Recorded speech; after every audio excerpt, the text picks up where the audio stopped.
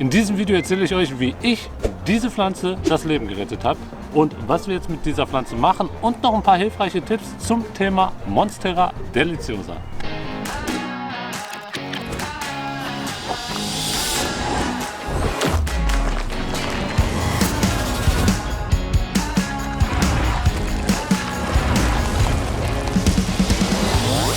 Leute, was geht ab und herzlich willkommen auf Potplanter, eurem Kanal rund um die Pflanze. Und was mit dieser Pflanze jetzt passiert ist, das erkläre ich euch einmal kurz. Und zwar habe ich diese Pflanze letztes Jahr testweise einfach mal so lange draußen stehen gehabt, beziehungsweise dann irgendwann auch in meinem Gewächshaus, was nicht beheizt ist, um mal zu schauen, was so eine Pflanze an Temperaturen ab kann ich euch schon mal vorwegnehmen. Diese Pflanze ist ungefähr bei unter 5 Grad irgendwann eingeknickt. Sobald die Temperaturen letztes Jahr unter 5 Grad permanent waren, hat die Pflanze gesagt, hier geht gar nichts mehr, hat dann braune Stellen gekriegt, braune Ränder und die Pflanze hat dadurch natürlich krasse Schäden erlitten. Ich zeige euch jetzt hier mal ein paar Blätter und daran sieht man, dass ja wohl die kleineren Blätter im unteren Bereich, ja ich sag jetzt mal, ja nicht wirklich mehr schön sind, aber vor allen Dingen die Blätter im oberen Bereich, die größeren Blätter, die wurden wirklich braun und haben sich komplett verschrumpelt, wie man hier in diesem kleinen Bildabschnitt sieht.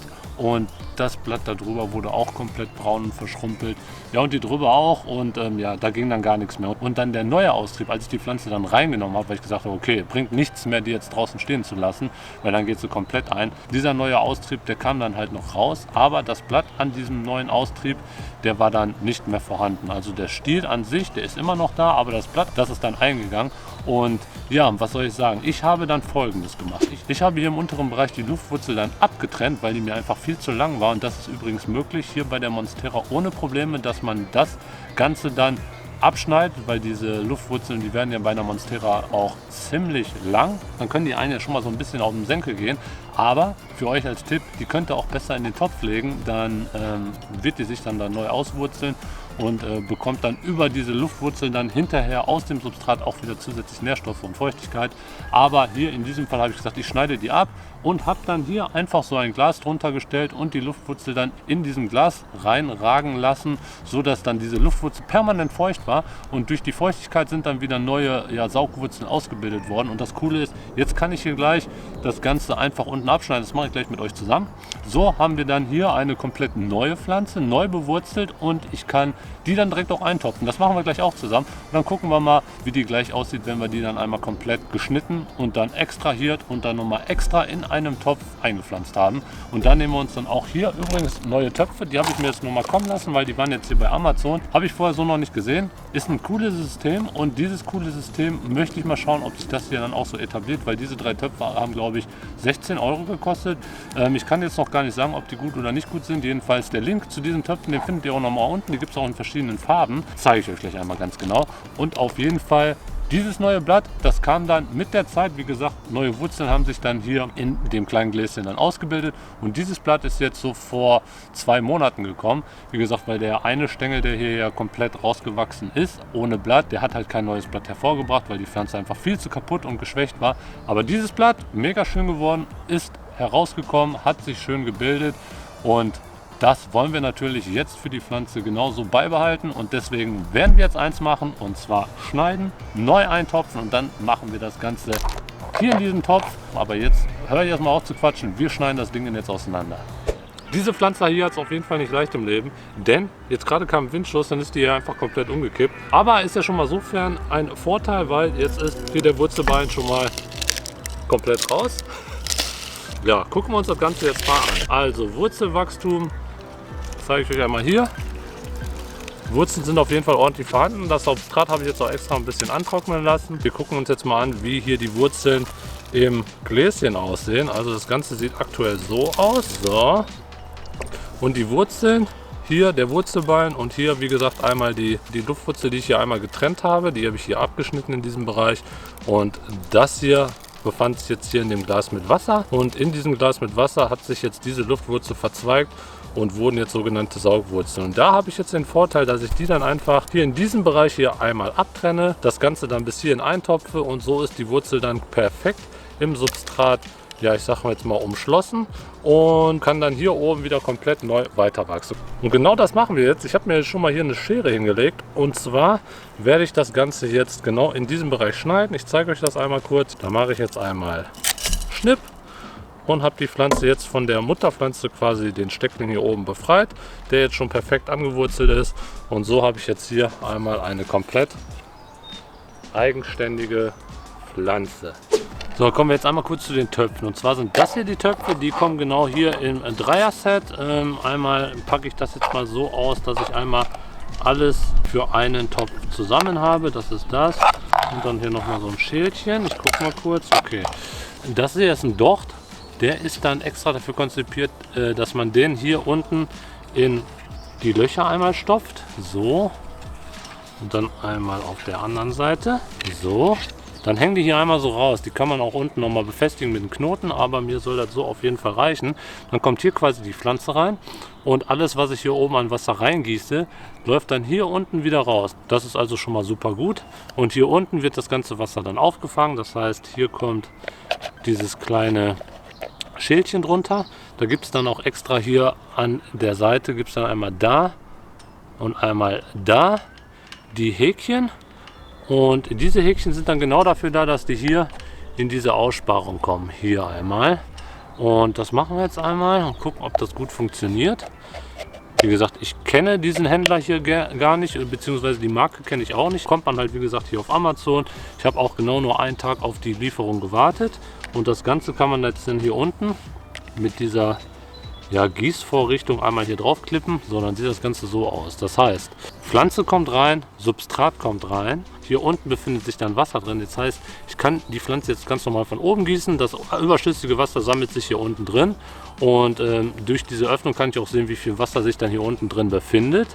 Und wenn ich möchte, kann ich die ganze Geschichte dann aber auch hier über diese Gießvorrichtung einmal so gießen und die Pflanze zieht sich dann hier über den Docht aus dem Unterteil das Wasser oben ins Substrat rein und kann dann entsprechend so viel Wasser hier konsumieren, wie sie braucht.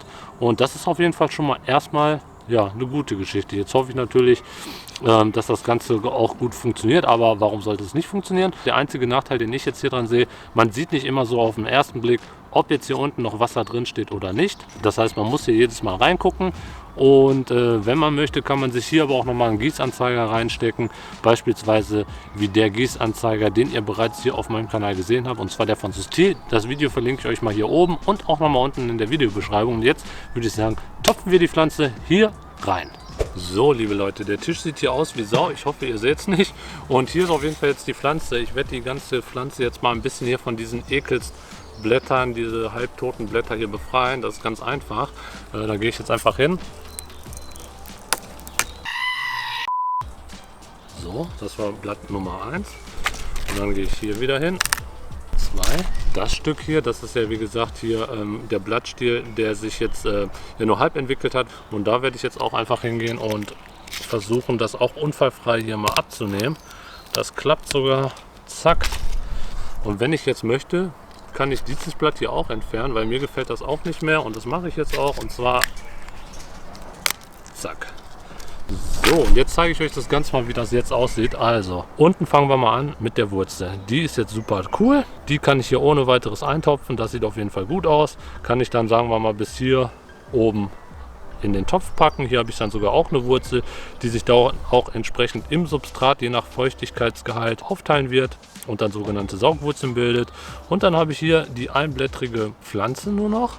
Mit diesem schönen neuen Blatt hier, das Ding ist auf jeden Fall makellos und hier an der Seite wird sich dann auch entsprechend der neue Trieb neu entwickeln und das ist auf jeden Fall eine coole Sache und genau das machen wir jetzt. Ich weiß gar nicht, ob der Topf nicht eventuell sogar zu klein ist, aber mal schauen. Einmal Topf, einmal Pflanze und wenn man sich das anguckt, dann sieht man relativ schnell, dieser Topf ist eigentlich zu klein für diese Pflanze, aber wir machen es trotzdem so. Ich kann sie ja jederzeit hier wieder aus dem mineralischen Substrat austopfen und jetzt, weil langsam das Licht auch ein bisschen weniger wird, ist schon spät am Abend, werde ich die jetzt trotzdem hier eintopfen und das geht ganz easy. Ich zeige euch das jetzt einmal kurz. Die Pflanze wird nicht allzu lang hier in dem Topf stehen, deswegen ist die Topfgröße jetzt gerade gar nicht so schlimm. Da habe ich jetzt zusätzlich jetzt hier nochmal diesen kleinen Stab hier genommen, damit die Pflanze auch hinterher gerade steht. Und ich werde die wahrscheinlich jetzt sowieso, ich sag mal in einem Monat oder vielleicht 2 Monaten hier wieder neu austopfen und in einen größeren Gefäß rein. Weil mit dieser Pflanze habe ich auf jeden Fall nochmal ein Outdoor-Experiment vor, weil die stand ja letztes Jahr schon komplett draußen. Und jetzt, dieses Jahr, habe ich das gleiche nochmal vor. Und deswegen packen wir es jetzt einfach rein. Knistert jetzt ein bisschen, aber ja, einfach rein das Zeug. So. Das sieht auf jeden Fall schon mal ganz gut aus, würde ich sagen. Hält auch soweit. Das Ganze muss ich jetzt nur im oberen Teil befestigen. Ich zeige euch das jetzt mal von der Übersichtsaufnahme. So, jetzt habe ich das Ganze hier stehen. Ich werde jetzt als allererstes erstmal hingehen und die Pflanze hier oben an diesem Stab befestigen. Dann ist hier schon mal alles soweit sicher. Ich weiß, ihr seht jetzt gerade nicht ganz so viel, aber ich muss das Ganze jetzt erstmal angießen, damit zum einen die Wurzeln jetzt erstmal wieder feucht sind und zum anderen durchs Angießen und dem mineralischen Substrat, Kapillarwirkung, wird alles, was jetzt hier in diesem Substrat sich befindet, dann auch entsprechend ja miteinander verbunden und dann hält das Ganze sogar noch ein bisschen besser. Und das Gute jetzt, da ich jetzt hier draußen bin, ist es auch kein Thema. Jetzt kann ich das Ganze auch ein bisschen übergießen, so dass das Wasser hier unten rausläuft. So, zack, kann ich das hier einfach auskippen.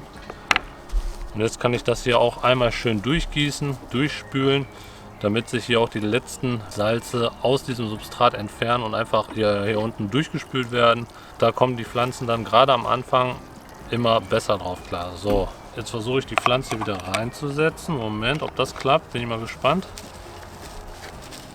Ja, hält. Super. Okay, so sieht das Ganze aus. So Leute, ich kriege die Pflanze jetzt gar nicht ganz komplett hier aus Bild. Hier einmal, wie gesagt, der Topf.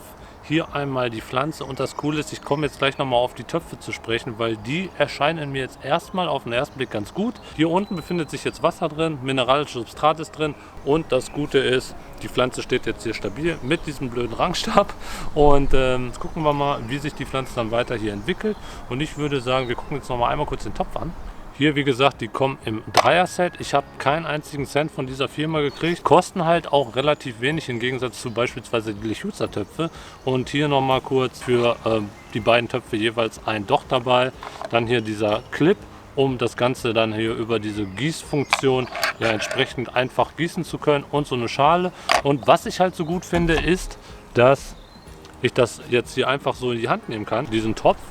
Und hier unten befindet sich Wasser drin.